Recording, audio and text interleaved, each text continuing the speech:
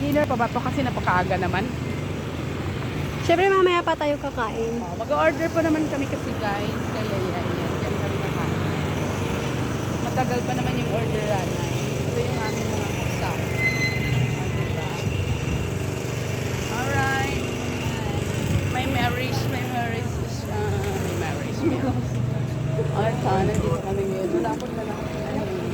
Naalala ko siya. Ano gusto ko kasi may bago dito? Ano yung Rent office. Ha? Rent. Magre-rent sila ng ano, Yung malis na bahay na nanay mo. private.